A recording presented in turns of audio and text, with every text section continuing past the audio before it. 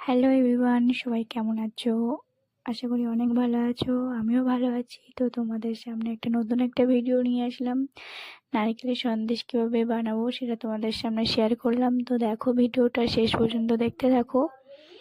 তো প্রথমে নারকেলটা আমি ছাড়িয়ে নিলাম ভালোভাবে পরিষ্কার করে।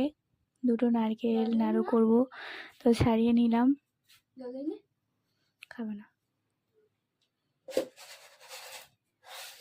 নারকেলটা ফাটিয়ে নিলাম। ফাটানোর পরে ওর ভিতর থেকে জলটা বের করে নিলাম, গামলায় ধুয়ে দিলাম। ওটা ধুয়ে দেওয়ার পরে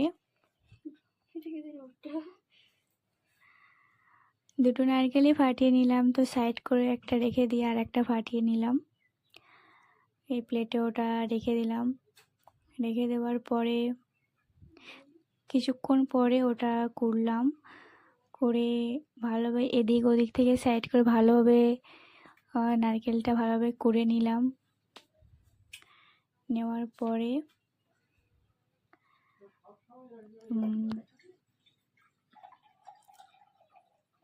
ফাইনালি তো তারপর কড়াই দিয়ে সেদ্ধ করে নিয়ে, নারকেলটা জল দিয়ে সেদ্ধ করে নিয়ে তেজপাতা এলাচ দিয়ে চিনি দিয়ে নেড়ে চেড়ে খানিক। তো ফাইনালি আমি নারকেলের সন্দেশ বানিয়ে ফেললাম। তো কেমন হয়েছে তোমরা একটু কমেন্ট করে বলবে কেমন হয়েছে নারকেলের সন্দেশ।